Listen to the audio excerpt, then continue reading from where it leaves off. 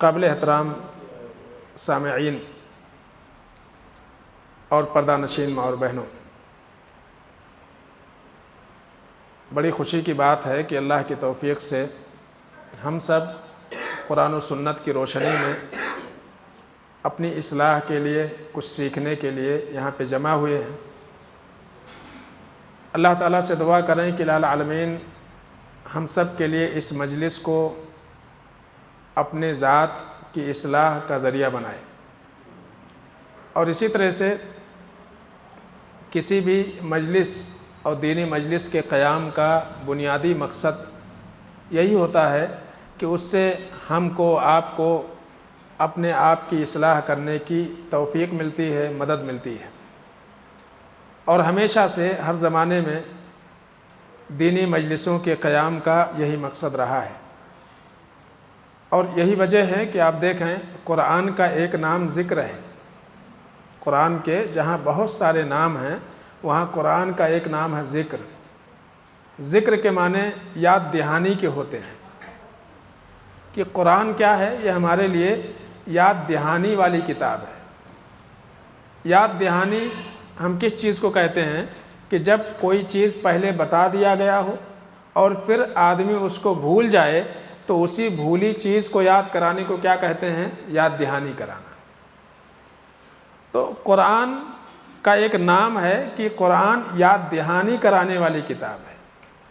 ہم کو اللہ تعالیٰ نے جس مقصد سے اس دنیا میں بھیجا ہے، اس مقصد کو جب ہم فراموش کر دیتے ہیں، بھول جاتے ہیں، تو اسی مقصد کو یاد دلانے کے خاطر اس طرح کے مجلسوں کا قیام کیا جاتا ہے۔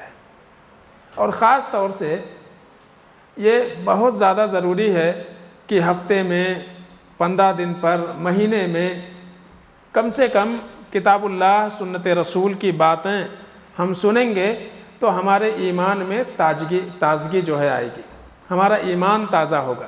صحابہ کرام رضوان اللہ علیہم اجمعین کا طریقہ یہ تھا کہ آپس میں جب ایک دوسرے سے ملتے تھے تو بسا اوقات ان سے کوئی نہ کوئی قرآن کی سورت پڑھنے کا مطالبہ کرتے تھے۔ خاص طور سے سورۃ العصر، بڑی چھوٹی سورت ہے 30ویں پارے کی، یہ اس کے تعلق سے آتا ہے کہ صحابہ جب ایک دوسرے سے ملاقات کرتے تو کہتے سورۃ العصر سناؤ، سورۃ العصر سناؤ، یہ صحابہ کا طریقہ تھا۔ تو اس طرح کی مجلسیں جو منعقد کی جاتی ہیں، بڑی خوشی کی بات ہے کہ الحمدللہ اللہ کی توفیق سے آپ لوگوں نے جو ہے اس مسجد اس جو ہے مجلس کا قیام کیا، اور اللہ سے دعا کرتے ہیں کہ الہ العالمین اس کے ذریعے سے ہم کو، آپ کو، دیگر لوگوں کو فائدہ اٹھانے کی اللہ توفیق عطا فرمائے۔ کیونکہ نیت اگر خالص ہو اور صحیح مقصد اگر انسان کا ہو تو اللہ رب العالمین اس مقصد کے حصول میں اللہ کی توفیق ملتی ہے اور مدد ہوتی ہے اللہ کی جانب سے۔ تو ہمارا مقصد یہ ہے کہ ہماری اپنی اصلاح ہو جائے، آپ لوگوں کی اصلاح ہو جائے، اور جو شرکاء ہیں، سامعین ہیں، ان کی اصلاح ہو جائے۔ تو یہ مقصد لے کر کے اگر ہم کسی مجلس کا قیام کرتے ہیں، درس و دروس کا اہتمام کرتے ہیں، تو یقیناً اللہ رب العالمین جو ہے اس کے فائدے ہم کو دنیا میں بھی دے گا اور اس کا آخرت میں بھی فائدہ ہوگا۔ لیکن ہوتا کیا ہے کہ ہم کچھ دنوں تک کوئی عمل کرتے ہیں اور اس کے بعد پھر سست پڑ جاتے ہیں۔ اب اس میں اگر ناموری آ جائے، شہرت آ جائے کہ ہمارے ذریعے سے کوئی جو ہے درس شروع ہوا، ہم کرا رہے ہیں، اور ہمارا نام ہو، ہماری شہرت ہو، تو اس میں کیا ہو جاتا ہے؟ پھر اللہ کی توفیق ختم ہو جاتی ہے۔ انسان کو اگر نیکی کرنے کا موقع ملتا ہے تو اس کا یہ مطلب نہیں ہے کہ اس میں انسان کی اپنی خوبی ہے، بلکہ اگر نیکی کرنے کا انسان کو موقع ملتا ہے تو وہ بھی اللہ کے توفیق ہی سے ملتا ہے۔ بغیر اللہ کی توفیق کے کوئی نیکی ہم نہیں کر سکتے ہیں۔ اسی لیے جب اذان ہوتی ہے تو اذان کا جواب ہم دیتے ہیں، ہے نا؟ اذان کا جواب، مؤذن نے اللہ اکبر بولا تو ہم بدلے میں کیا بولتے ہیں؟ کیا بولتے ہیں؟ اللہ اکبر بولتے ہیں۔ اور جب مؤذن کہتے ہیں اشہد ان لا الہ الا اللہ تو ہم کیا کہتے ہیں؟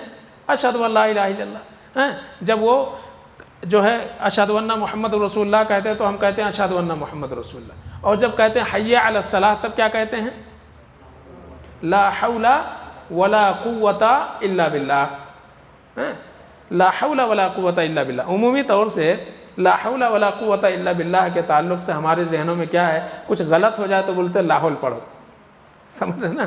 کچھ غلط ہو جائے تو عمومی طور سے ہم سمجھتے ہیں کہ یہاں لاہور پڑھنا ہے، حالانکہ یہاں اذان یعنی مؤذن کیا کہہ رہا ہے؟ حی علی الصلاۃ، لوگوں نماز کے لیے آؤ، حی علی الفلاح، لوگوں کامیابی کی طرف آؤ۔ نماز کیا ہے؟ نماز یہ کیا ہے؟ کامیابی کی طرف بلایا جا رہا ہے۔ نماز کیا ہے؟ انسان کو کامیاب کرتا ہے۔ کیوں کامیابی کہا گیا؟ حی علی الفلاح کیوں کامیابی کہا گیا؟ اس لیے کہ نماز ایک ایسی عبادت ہے کہ قیامت کے دن سب سے پہلے جب سوال ہوگا تو کس کا سوال ہوگا؟ نماز کا۔ اور اللہ کے نبی صلی اللہ علیہ وسلم نے فرمایا کہ جس کی نماز صحیح نکلی قد افلح وانجح، تو وہ انسان کیا ہو جائے گا؟ کامیاب ہو جائے گا۔ نماز اگر اس کی صحیح رہی تو کامیاب ہو جائے گا۔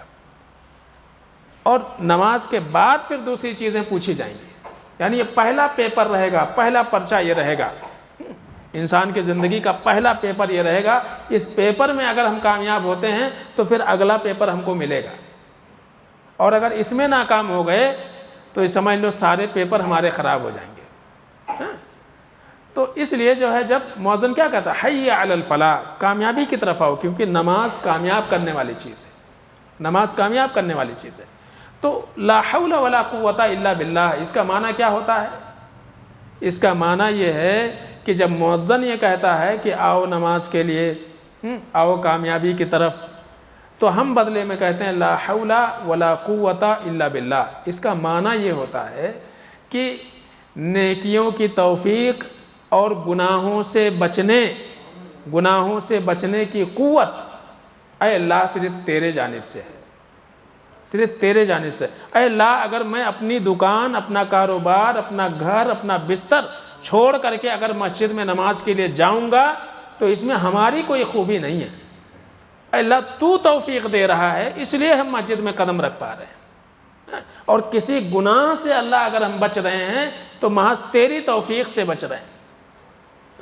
تو یہ لا حول ولا قوت الا باللہ۔ اسی لیے میں نے کہا کہ اس طرح کی جو مجلسیں ہیں، اگر اللہ رب العالمین ان مجلسوں کو سجانے کی اور ان مجلسوں کو قائم رکھنے کی توفیق دے تو کیا ہے؟ یہ اللہ کی جانب سے ہے۔ اللہ کی مدد، اللہ کی توفیق سے ہمیشہ جو ہے اللہ رب العالمین سے مدد مانگنی چاہیے کسی بھی معاملے میں۔ جب اللہ کی مدد ہمارے ساتھ ہوگی تو ہمارے سارے کام بنیں گے۔ تو میں نے آیت پڑھی ہے، وہ سورہ ذاریات کی ہے، آیت نمبر 55۔ اللہ فرماتے ہیں وَذَكِّرْ فَإِنَّ الذِّكْرَ تَنفَعُ الْمُؤْمِنِينَ، کہ اے نبی صلی اللہ علیہ وسلم آپ نصیحت کیجئے، لوگوں کو سمجھائیے۔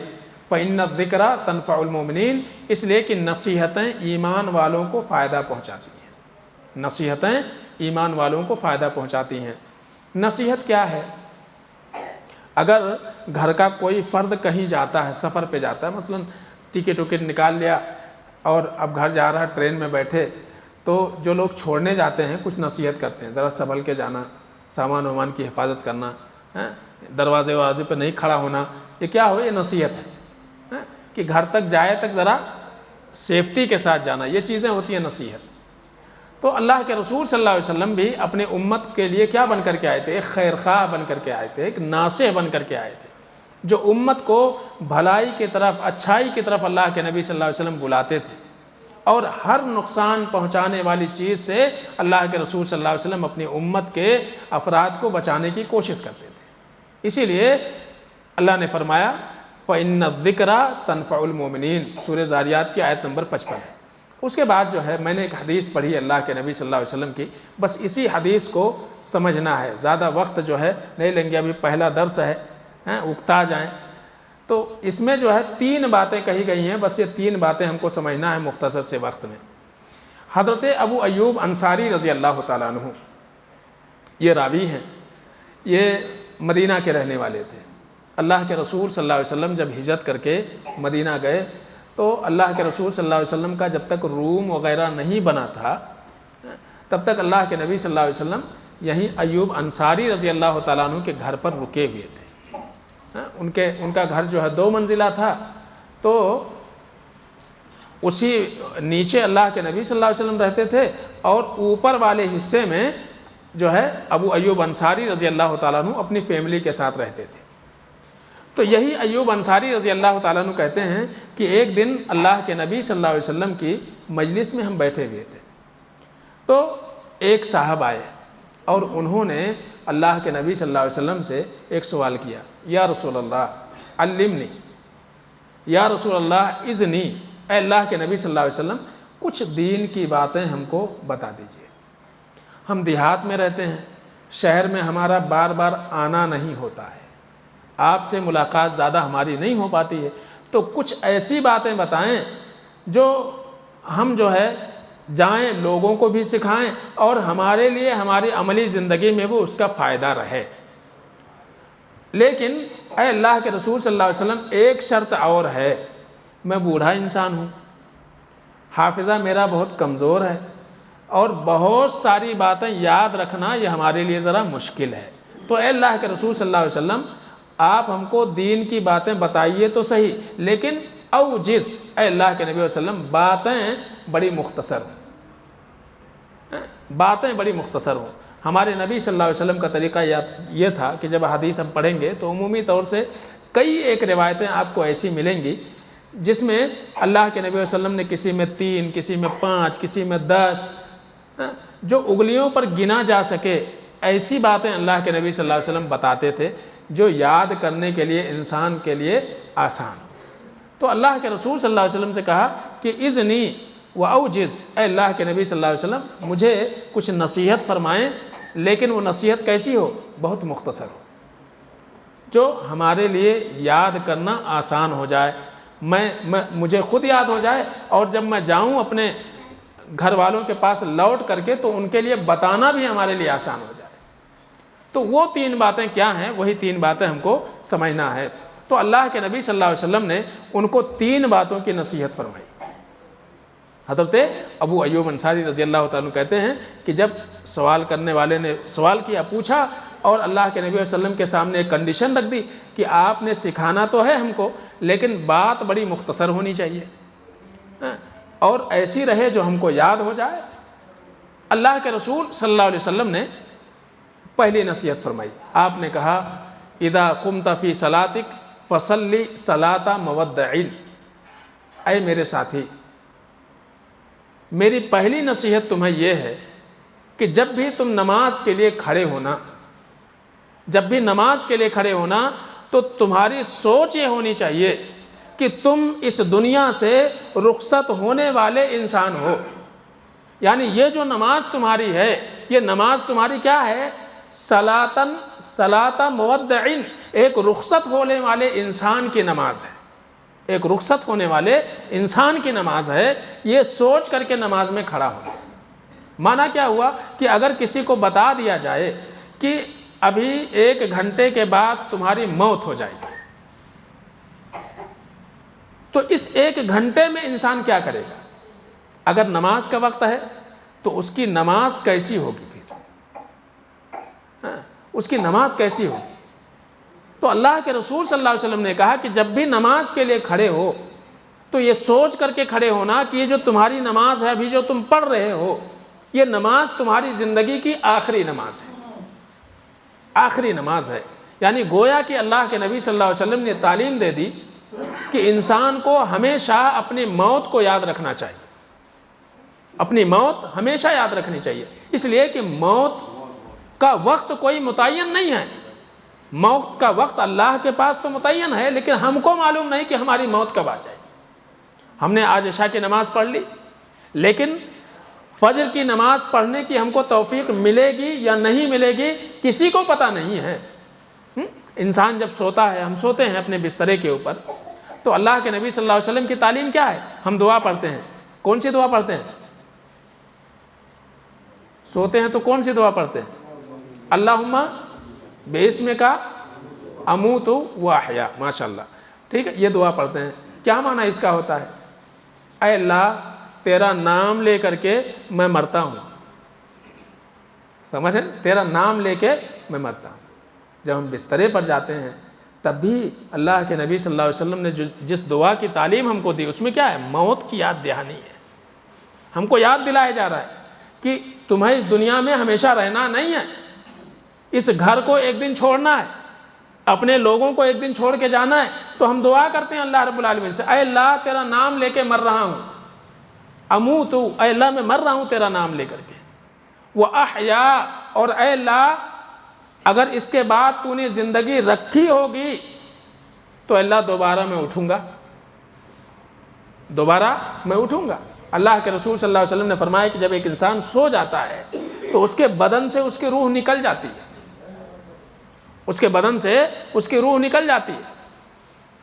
اب اگر کسی کا وقت پورا ہو گیا ہے تو اللہ اس کے روح کو دوبارہ بدن میں نہیں واپس کرتا ہے۔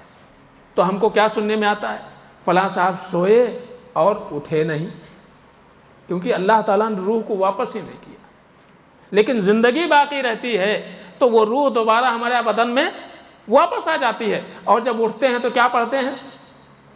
الحمدللہ الذی احیانا بعدما اماتنا والیہ النشور۔ ساری تعریف اللہ تیرے لیے ہے کہ تو نے مرنے کے بعد پھر دوبارہ ہم کو زندہ کر دیا۔ یہی تو ہم اللہ رب العالمین سے کہتے ہیں، الحمدللہ الذی احیانا بعدما اماتنا، اے اللہ مرنے کے بعد دوبارہ تو نے زندگی دے دی، اللہ تیرا بہت بڑا شکر ہے، تیرا بہت بڑا کرم ہے۔ تو ایک زندگی اللہ رب العالمین نے دے دی ہوئی ہے۔ تو اللہ کے نبی صلی اللہ علیہ وسلم تعلیم دے رہے ہیں، جب بھی نماز کے لیے کھڑے ہو تو اس نماز کو اپنی زندگی کی آخری نماز سمجھ کر کے پڑھو۔ آج ہماری نمازوں کا کیا عالم ہے،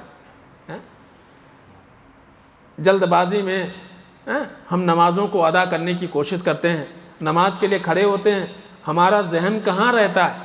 کتنے سارے لوگ نماز کے لیے کھڑے ہوتے ہیں اور بھولی بسری چیزیں سب نماز میں یاد آتی ہیں، سمجھ رہے نا؟ سب نماز، حالانکہ نماز کے تعلق سے کیا ہے؟ نماز کے لیے نماز میں کھڑے ہونے سے پہلے تعلیم کیا ہے؟ اگر بھوک لگی ہے بہت زیادہ تو کھا لو، ایسا نہ ہو کہ پوری نماز دسترخوان کے یاد میں رہو، گھر میں کچھ اچھا بنا تھا سوچ سوچ کے پریشان ہو رہے ہیں، سمجھ رہے نا؟ نماز چلی گئی، پیشاب پیخانے کی ضرورت ہے وہ پہلے فارغ ہو لو، ایسا نہ ہو کہ انتظار کرو امام صاحب کب سلام پھیرے کب باتھ روم میں بھاگیں۔ تو ہر وہ چیزیں جو ہماری نماز میں دل لگانے سے رکاوٹ بنے، وہ تمام چیزیں پہلے دور کر لے انسان، اس کے بعد نماز کے لیے کھڑا ہو۔ یہ تعلیم ہے اللہ کے نبی صلی اللہ علیہ وسلم کی۔ تو اللہ کے نبی تعلیم دے رہے ہیں کہ اذا قمت فی صلاتک فصلی صلاۃ مودعین، جب بھی نماز کے لیے کھڑے ہو تو اپنی زندگی کی آخری نماز سمجھ کر کے پڑھو۔ اب جمعہ ہم نے پڑھی ہے، اگلا جمعہ کس کس کو اللہ رب العالمین عطا کرے گا، کس کو توفیق ملے گی، معلوم نہیں، کچھ پتہ ہے؟ کوئی پتہ نہیں ہے۔ یہ ضروری ہے کہ آدمی بوڑھا ہو کے ہی مرے، جوان لوگ نہیں مرتے، بچوں کو موت نہیں آتی ہے، آج عام چیز ہے۔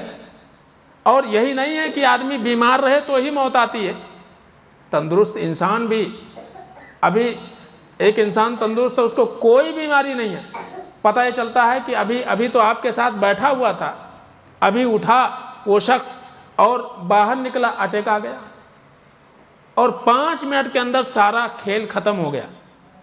ابھی وہ صاحب تھے، ان کا ایک نام تھا، اب کیا ہو جا رہا ہے؟ اب میت آ رہی ہے، اب جو ہے فلاں نہیں آ رہے ہیں ہاسپٹل سے، بلکہ کیا آ رہا ہے؟ میت آ رہی ہے، نام بھی ختم ہو گیا۔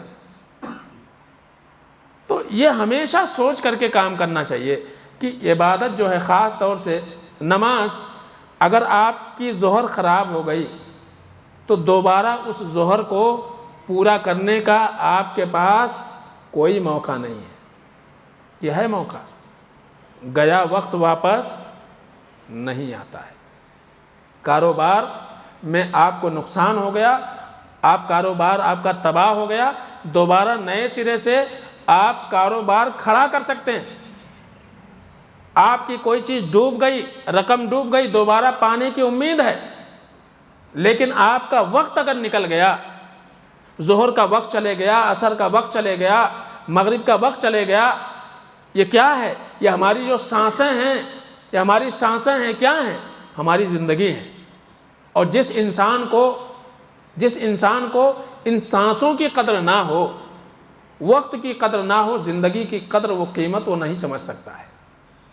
اور یہی وجہ ہے کہ اللہ کے نبی جناب محمد مصطفیٰ صلی اللہ علیہ وسلم نے ایک موقع پر حضرت عبداللہ ابن عمر رضی اللہ تعالیٰ عنہ کے کندھے پر پیار سے ہاتھ رکھا کیسے جب ہم کسی سے بہت زیادہ فری رہتے ہیں تو ان کے دوست ہیں، دوستانے میں کندھے پر وہ ہمارے ہاتھ رکھا ہوا، ہم اس کے کندھے پر ہاتھ رکھے ہوئے جا رہے ہیں، تو اللہ کے رسول صلی اللہ علیہ وسلم نے حضرت عبداللہ ابن عمر رضی اللہ تعالیٰ عنہ کے کندھے پر ہاتھ رکھا اور کہا یا عبداللہ کن فی الدنیا کا انکا غریب او عابر سبیل، اے عبداللہ دنیا میں ہمیشہ ایک اجنبی کی طرح سے رہو، ایک اجنبی اور مسافر کی طرح سے دنیا میں زندگی گزارو۔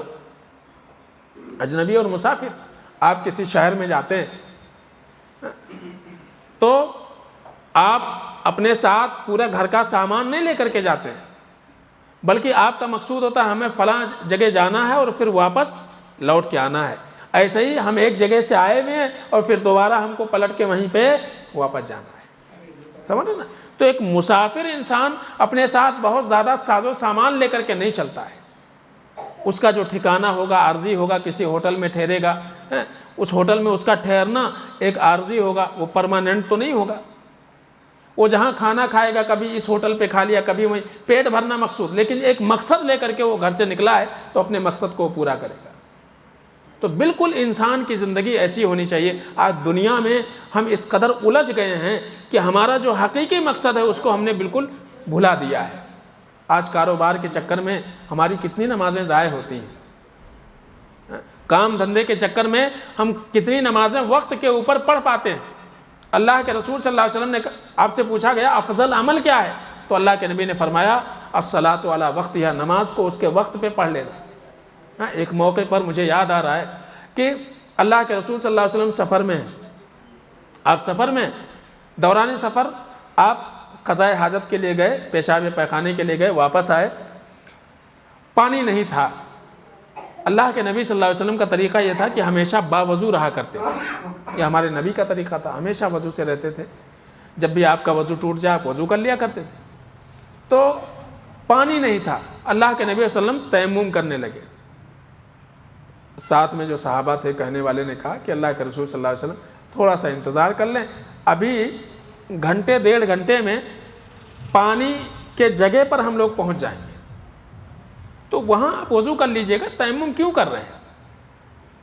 اللہ کے رسول صلی اللہ علیہ وسلم نے فرمایا مجھے نہیں معلوم کہ پانی کی جگہ پر پہنچنے سے پہلے موت کا فرشتہ آ جائے تو کیا کریں گے۔ اس پانی کی جگہ پر پہنچنے سے پہلے اگر موت کا فرشتہ آ جائے، اللہ ہماری روح قبض کر لے، تو ہم کیا کریں گے؟ تو یہ احساس تھا ہمارے نبی صلی اللہ علیہ وسلم کو، اور وہی احساس اس امت کے افراد میں بھی ہونی چاہیے۔ ہم سوچتے ہیں کہ چلو کوئی بات نہیں، جماعت کھڑی ہے، اپنا کام کر لیتے ہیں اور اس کے بعد جو ہے پھر ہم جماعت بنا لیں گے، پھر ہم اپنی نمازیں ادا کر لیں گے، تھوڑا سا کام رہ گیا اس کو پورا کر لیں پھر کر لیں۔ یہ تھوڑا سا کام کرتے کرتے موت نہیں آئے گی، ایسا کچھ لکھا کے لائے ہیں کہ ہم اللہ تعالیٰ کی طرف سے، کہ اللہ نے گارنٹی دی ہوئی ہے؟ نہیں نا۔ تو نماز کا وقت ہو رہا ہے، جماعت کھڑی ہوئی ہے، اور جماعت کھڑی ہوئی ہے اور اس میں آپ جو ہے اپنے کام کے اندر مصروف ہیں۔ آپ سوچئے کہ اگر اسی لمحے ملک الموت آ کر کے کھڑی ہو جائے سر پہ، کیا ہوگا؟ آپ تو اللہ کی فرمانبرداری کرتے ہوئے اس دنیا سے نہیں گئے، آپ تو بے نمازی کی حالت میں چلے جائیں گے اس دنیا سے۔ تو وقت ہو جائے تو ہم کو سب سے پہلے جو اللہ کی ذمہ داری، اس ذمہ داری کو انسان ادا کرنے کی کوشش کرے۔ کام ایک ایسا چیز ہے انسان کی زندگی میں جو جب تک ہوش و حواس ہے اس سے نجات ہے ہی نہیں، اس سے نجات ہے ہی نہیں انسان کو۔ اگر وہ ہوش و حواس میں ہے تو بسترے پر پڑے بھی اپنے کام کرنے والوں کو آرڈر دیتے رہے گا، اس سے فرصت نہیں ہے۔ تو یہ تو ہماری زندگی کا حصہ ہے، لیکن اس کے چکر میں انسان اپنے اصل مقصود کو بھلا دے اور اپنے وقت کو ضائع کر دے، نمازوں سے جو ہے انسان بے توجہی برتے، اس سے بڑی ناکامی انسان کی زندگی میں کچھ نہیں ہو سکتی ہے، کچھ نہیں ہو سکتی ہے۔ تو اللہ کے رسول صلی اللہ علیہ وسلم نے نصیحت فرمائی اذا قمت فی صلاتک فصلی صلاۃ مودعین، اے میرے ساتھی اس کے بعد سے یہاں سے جب تم جاؤ گے، جب بھی نماز کے لیے کھڑے ہونا تو یہ سوچ کے پڑھنا کہ ہمارا ظہر آخری ظہر ہے، ہماری عصر یہ آخری عصر ہے، ہماری عشاء یہ آخری عشاء ہے ہماری زندگی کی۔ جب انسان یہ سوچ کر کے پڑھے گا نماز میں اس کا دل لگے گا، اس کا ذہن بھٹکے گا نہیں، اس کا ذہن بالکل نہیں بھٹکے گا، اور پھر وہ وسوسے کا شکار نہیں ہوگا، پھر خشوع خضوع کے ساتھ اس کو نماز پڑھنے کی توفیق ملے گی۔ لیکن جب یہ سوچیں گے کہ ابھی عصر میں بھی آنا ہے، ابھی مغرب میں بھی آنا ہے، تو ہمارے پاس پلاننگ بہت ساری ہوتی ہے۔ کیوں؟ ہم سوچتے ہیں کہ ابھی تو تندرست ہے، ابھی ہم کیسے مر سکتے ہیں، ہمارے اوپر کیسے موت ہو سکتی؟ مرتے تو بیمار لوگ ہیں، مرتے تو بوڑھے لوگ ہیں، مرتے تو وہ لوگ ہیں کہ جن کو بہت ساری بیماریاں ہیں۔ ایسا کچھ بھی نہیں ہے، صحت و تندرست انسان بھی اس دنیا سے جاتا ہے، نوجوان بھی اس دنیا سے جاتے ہیں۔ تو ہمیشہ جو ہے یاد رکھیے نمازوں کے تعلق سے ہماری پہلی ذمہ داری ہے، صرف نماز ہی نہیں ہے۔ اللہ کے نبی صلی اللہ علیہ وسلم نے نماز کا ذکر کر کے گویا کہ اللہ کے رسول صلی اللہ علیہ وسلم نے تعلیم دی تھی کوئی بھی عبادت انسان کرے اس عبادت کو اپنی آخری عبادت سمجھے۔ آپ صدقہ دے رہے ہو، یہ سوچ کے دو کہ ہماری زندگی کا آخری صدقہ ہے، پتہ نہیں انسان کا کاروبار کب تباہی کے دہانے پر آ جائے، کب آپ تباہ ہو جاؤ۔ آج ابھی دینے والے آپ ہو، کب اللہ رب العالمین آپ کے اوپر حالات ایسے لا لے کہ آپ کے پاس دینے کے لیے کچھ نہ رہے بلکہ آپ پائی کے محتاج ہو جائیں۔ سمجھ رہے نا؟ تو ہر عبادت کرتے ہوئے انسان کو یہ سمجھ کے رکھنا چاہیے کہ ہماری زندگی کی آخری عبادت ہے، اور جب یہ سوچ ہمارے اندر رہے گی تو ہماری نمازوں میں، ہماری تمام تر عبادتوں میں پھر اخلاص رہے گا، ہم اخلاص کے ساتھ وہ عمل کریں گے۔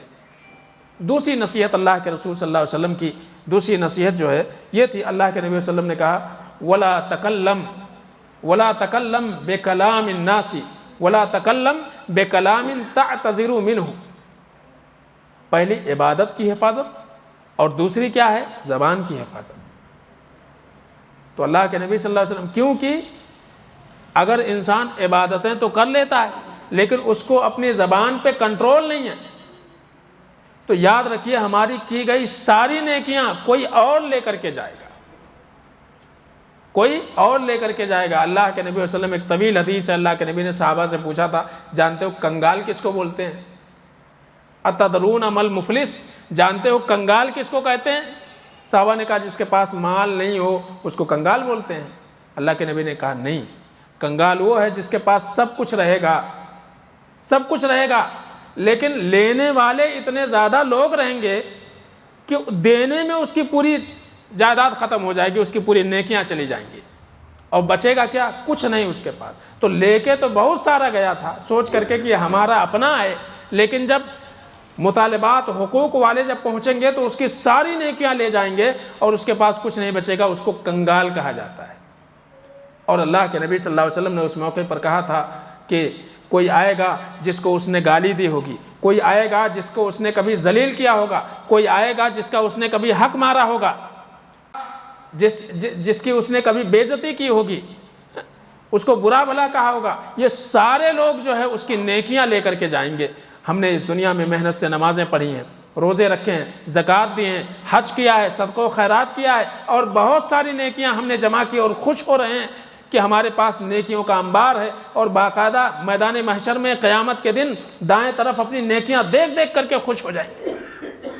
لیکن ہوگا یہ جو ہم اپنی زبان کے اوپر کنٹرول نہ کر سکے دنیا میں، یہ سارے لوگ جا کر کے وہاں پہنچ جائیں گے، اے اللہ اس نے مجھے مارا تھا، ہم کو بدلہ چاہیے، اے اللہ اس نے میرا حق دبایا تھا، ہم کو بدلہ چاہیے، اے اللہ اس نے ہم کو برا بھلا کہا تھا نہ حق، ہم کو آج بدلہ چاہیے۔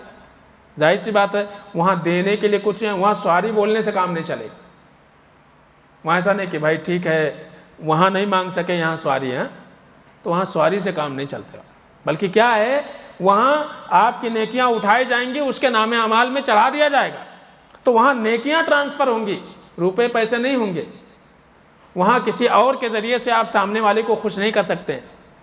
تو اللہ کے نبی صلی اللہ علیہ وسلم تعلیم دے رہے ہیں وَلَا تَكَلَّمْ بِكَلَامٍ تَعْتَذِرُ مِنْهُ، یاد رکھنا زندگی میں کبھی بھی ایسا جملہ نہیں بولنا کہ جس جملے کے بعد تم کو سوری کہنا پڑے۔ کیا کہنا پڑے؟ سوری کہنا پڑے، تعتذر منہ، تمہیں عذر پیش کرنا پڑے۔ یہ اللہ کے نبی نے تعلیم دی۔ تو پہلی تعلیم کیا ہے؟ پہلی نصیحت کیا تھی اللہ کے رسول صلی اللہ علیہ وسلم کی؟ نماز ایسی پڑھو کہ جیسے اس دنیا سے جانے والے ہو. یاد رکھیں گے تو فائدہ ہے, سمجھ گئے نا, یاد رہے گا تو فائدہ ہے, اور بھول جائیں گے تو ہمارے اتنی دیر بولنے سے فائدہ کیا ہوگا, سمجھ گئے نا. تو پہلی نصیحت کیا ہے کہ نماز ہمیشہ اپنی زندگی کی آخری نماز سمجھ کر کے پڑھنا چاہیے, پہلی نصیحت ہے, یاد رکھیے. دوسری نصیحت کیا ہے؟ ایسی بات مت بولو کہ بولنے کے بعد تم کو سوری کہنا پڑے. وَلَا تَكَلَّمْ بِكَلَامٍ تَعْتَذِرُ مِنْهُ, اللہ کے نبی فرماتے ہیں ایسی بات مت بولو کہ بولنے کے بعد پھر کیا بولنا پڑے؟ سوری بھائی غلط بول دیا میں نے. ٹھیک ہے, چاہے اللہ سے سوری بولنا پڑے یا بندوں سے سوری بولنا پڑے, تو ایسی بات بولو ہی مت. آج کتنے لوگ جذبات میں آ کے بول جاتے ہیں, اور جب پچھتاوا ہوتا تو کہتے ہیں کہ بھائی معاف کرو ذرا غلطی ہو گئی, غصے میں بول گئے, جذبات میں بول گئے. کبھی کبھی جذبات میں آ کر کے انسان وعدہ کر لیتا ہے کچھ, بعد میں سوچتا ہے یہ تو ہم پورا ہی نہیں کر پائیں گے, اور پھر منہ چھپاتے پھرتا لوگوں سے, سمجھ گئے نا. تو ایسی زبان بولے ہی نا انسان کی بعد میں کہنا پڑے کہ مجھ سے غلطی ہو گئی ہے. یعنی زبان کی ہمیشہ حفاظت, نہ وہ زبان اللہ کو ناراض کرنے والی ہو, نہ وہ باتیں لوگوں کے دلوں کو ٹھیس پہنچانے والی ہوں. تو ہمیشہ زبان کو سوچ سمجھ کر کے استعمال کرنا چاہیے. جب بھی بولیں, جب بھی منہ کھولیں تو اچھی بولیں. اللہ کے نبی صلی اللہ علیہ وسلم نے فرمایا قل خیرن او لیصمت, اللہ نے بولنے کی قوت دی ہے تو کچھ بھی بولیں گے. اللہ کے نبی نے فرمایا جب بھی بولنا ہو تو بھلائی والی بات بولو, اچھی بات بولو, اور یا تو گپ چپ بیٹھے رہو, خاموش بیٹھو, بولو ہی مت. اگر آپ کو بولنے کی تمیز نہیں ہے, آپ کچھ بھی بول جاتے ہیں, کسی کے بھی جذبات کو ٹھیس پہنچا دیتے ہیں, کسی کو الٹا سیدھا بول دیتے ہیں, کسی کو برا بھلا بول دیتے ہیں, تو بولو مت, چپ بیٹھو وہاں پہ. تو ہمارے نبی نے تعلیم دی ہوئی, بولنے کی تمیز نہیں ہے تو بولنا نہیں چاہیے. اب بول کر کے لوگوں کا دل دکھا دیں, آپ ان کے جذبات کو ٹھیس پہنچا دیں, ان کو ناراض کر دیں. کبھی کبھار ایک چاٹا, ایک تھپڑ کسی کو مار دیں, وہ بھاری نہیں پڑتا ہے, لیکن آپ زبان سے جب کسی کو تانا دے دیتے ہیں اور کچھ ایسی بات بول دیتے ہیں جس سے اس کے دل کو تکلیف ہوتی ہے, دل پر چوٹ لگتی ہے, زندگی بھر آپ کے مرے تک, جب تک اس کی زندگی باقی ہے اس کو یاد رکھتا ہے. وہ جب بھی آپ کا ذکر آئے گا, آپ کا تذکرہ ہوگا, وہ آپ کی چبھنے والی باتیں اس کو یاد رہیں گی. اس دنیا سے ہم نے کیا لے کے جانا ہے؟ خالی ہاتھ آئے تھے, اور کیا ہے, خالی ہاتھ آئے تھے, ہاں یہی بولتے لوگ, خالی ہاتھ آئے تھے لے کے جائیں گے. خالی کون جاتا ہے؟ آئے تھے خالی ہاتھ, کچھ بھی نہیں تھا, ہمارے نام اعمال بالکل وائٹ تھے, نہ نیکی نہ گناہ, اور جائیں گے تب بہت بڑا بوجھ لے کے جائیں گے. تو یہ غلط ہے بولنے والے, جانتے ہیں جملہ کیسا انتہائی غلط ہے جو ہم بولتے ہیں. یہ ان لوگوں کا طریقہ ہے جو کہتے ہیں آخرت واخرت کوئی چیز نہیں, جو کچھ ہے یہ دنیا ہے. تو ان کے نزدیک خالی ہاتھ آئے تھے خالی ہاتھ جائیں گے, لیکن ہمارے پاس کیا ہے, خالی ہاتھ آئے تھے لے کے جائیں گے, یا تو گناہوں کا بوجھ لے کے جائیں گے, اور یا تو نیکیوں کا انبار لے کر کے جائیں گے. سمجھ گئے نا. تو اس دنیا میں انسان جو ہے, یعنی ہمارے پیار سے بولی ہوئی باتیں, محبت سے کی ہوئی گفتگو, یہی لوگوں کو یاد رہتی ہے. باقی کیا چیز ہے؟ ہم اور آپ ایک دوسرے کے محتاج ہیں؟ بالکل نہیں. اللہ نے سب کو نوازا ہے, سب کو دیا ہے, کسی کو کم کسی کو زیادہ, سمجھ رہے نا. تو اللہ نے سب کو ان کے حیثیت کے اعتبار سے بہت کچھ دیا ہوا ہے. لیکن دنیا میں کیا ہے, ایک دوسرے سے جو ہمارے ربط و تعلق ہیں, ہماری جو اچھائیاں, ہماری اچھائیاں لوگ یاد کریں گے, ہمارے اچھے کردار, ہماری میٹھی زبان, ہمارے تعلقات, یہ لوگوں کو یاد رہتے ہیں, یہ چیزیں یاد رکھتی ہیں. تو ہم اس دنیا سے جب جائیں تو ہمارا جب ذکر ہو تو اچھے لوگوں میں ہمارا تذکرہ ہو, بہت اچھا انسان تھا, بہت ملنسار انسان تھا، زبان کا بڑا اچھا تھا، زبان کا بڑا پکا تھا، وہ انسان سچا تھا۔ ایسا نہ ہو کہ جب کبھی ذکر ہو کیا بے ایمان آدمی کا نام لے لیا، مرنے کے بعد بھی لوگ بخشتے نہیں ہیں۔ تو اللہ کے نبی صلی اللہ علیہ وسلم کہتے ہیں وَلَا تَكَلَّمْ بِكَلَامٍ تَعْتَذِرُ مِنْهُ، ہمیشہ زبان کھولنے سے پہلے یہ سوچ لینا کہ ایسی زبان مت بولنا کہ جس کے بولنے کے بعد آپ کو عذر پیش کرنا پڑے۔ ارے بھائی میرے یہ کہنے کا مقصد نہیں تھا، ارے بھائی غلطی ہو گئی، ارے بھائی جذبات میں بول دیا، ارے بھائی غصے میں تھا۔ آج غصے میں تو طلاق ہو جا رہے ہیں۔ غصے میں انسان بھول جاتا ہے کہ وہ اچھا کر رہا ہے برا کر رہا ہے، غصے میں آ کے خود کا بھی نقصان کر لیتا اور اپنوں کا بھی نقصان کرتا۔ تو ہمیشہ یعنی جذبات میں انسان رہے، غصے میں ہو یا جذبات میں آئے تو کم سے کم زبان کی حفاظت کرے۔ تو اللہ کے رسول صلی اللہ علیہ وسلم نے 2 نصیحت فرمائی۔ پہلی کیا؟ نماز جب بھی پڑھو تو زندگی کی آخری نماز سمجھ کر کے پڑھو، اور جب بھی بولو تو اچھا بولو، ایسی بات نہ بولو جس سے تمہیں عذر پیش کرنا پڑے یا سوری کہنا پڑے۔ ٹھیک ہے؟ اس کے بعد تیسری نصیحت جو اللہ کے نبی صلی اللہ علیہ وسلم کی تھی، آپ نے فرمایا وَأَجْمِعِ الْيَاسَ عَمَّا فِي أَيْدِي النَّاسِ، لوگوں کے پاس جو کچھ ہے اس کی طرف للچائی ہوئی نگاہوں سے مت دیکھو۔ سمجھ رہے نا؟ لوگوں کے پاس جو کچھ ہے اس کی طرف سے مایوس ہو جاؤ، جو کچھ تمہارے پاس ہے اس پر خوش رہو۔ آج سمجھ رہے ہیں سب سے بڑا مسئلہ یہ ہے کہ ہمارے پاس کیا ہے اس پر ہم کو اتنی خوشی نہیں ہوتی ہے، سامنے والے کی بربادی سے جتنے ہم خوش ہوتے ہیں۔ یہ تو آج ہماری حالت ہے۔ کسی کو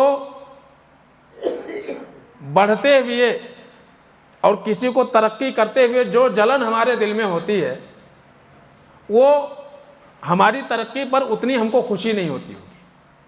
یہ تو آج ہمارے معاشرے کی حالت ہے۔ اور اللہ کے نبی صلی اللہ علیہ وسلم کیا تعلیم دے رہے ہیں؟ اللہ کے نبی یہ کہہ رہے ہیں کہ تمہارے پاس جو کچھ ہے اس پر خوش رہنے کی کوشش کرو، لوگوں کے پاس جو کچھ ہے اس کے جانب دیکھ کر کے اور آدمی ٹینشن میں نہ ہو، ٹینشن میں نہ آئے۔ کیوں؟ قناعت والی زندگی انسان بسر کرے۔ آج جانتے ہیں آج بہت سارے لوگوں کا اپنے معاملات اور اپنے مشکلات اور اپنی پرابلم سے زیادہ پرابلم نہیں ہے ان کو لوگوں سے سب سے زیادہ پرابلم ہے۔ کتنے سارے لوگ ہیں ان کا اپنا سب کچھ اچھا چل رہا ہے، کوئی ٹینشن نہیں ہے ان کو ٹینشن کس بات کا ہے؟ ان کو جب بسترے پر آتے ہیں، ارے وہ فلاں اس نے وہاں پلاٹ کیسے لے لیا، اس نے وہاں فلیٹ کیسے لے لیا، اس کا کاروبار کتنا بڑھ گیا، وہ اس کا دکان کیسے چل پڑا۔ تو کچھ ٹینشن نہیں انسان کی زندگی میں، لیکن لوگوں کا ٹینشن لے کر کے اپنی بی پی بڑھاتا ہے۔ وہ کیا فائدہ ہے اس سے؟ اللہ کے نبی صلی اللہ علیہ وسلم نے بہت واضح انداز میں تعلیم دے دی، انظروا الی من هو اسفل منکم ولا تنظروا الی فوقکم، اے لوگوں دنیاوی اعتبار سے ہمیشہ اپنے سے نیچے والے کو دیکھو۔ اللہ نے آپ کو اگر ذاتی مکان دیا ہے تو ایسے لوگ بھی ہیں آپ کے سماج اور معاشرے میں جن کو گھر میسر نہیں ہے۔ آپ اگر اچھا کپڑا پہنے ہوئے ہیں، کتنے ایسے لوگ ہیں جو پھٹیچر ہیں، ان کے بدن پہ کپڑا ہی نہیں ہے۔ اللہ تعالیٰ نے آپ کو اگر ہنر دیا ہے، کتنے سارے لوگ بے ہنر ہیں جو آپ کے ماتحت ہو کر کے کام کرتے ہیں۔ آپ کو اللہ نے کاروبار اور بزنس میں ترقی دیا ہے، کتنے ایسے لوگ ہیں جو بے روزگار گھوم رہے ہیں۔ تو ان کے اوپر ہماری نگاہیں ہونا چاہیے۔ ایسا نہ ہو کہ ہم جو ہے، ہوتا کیا ہے مسئلہ کہ ہم کو اگر سائیکل مل گئی تو 2 ویلر کا ٹینشن ہے، 2 ویلر آ گیا تو 4 ویلر کے ٹینشن میں ہم آ جاتے ہیں، وہ آ گیا تو نیا ماڈل کیا آیا اس کا ٹینشن۔ ہمارے پاس ایک موبائل ہے، اس کو دیکھ کے زیادہ خوش نہیں ہوتے، کس کے پاس ایپل فون ہے، وہ کون سا نیا ماڈل لیا، اس نے کیسے لے لیا، اس کا زیادہ ٹینشن ہوتا ہے، اور اس میں آدمی پریشان ہوتا ہے۔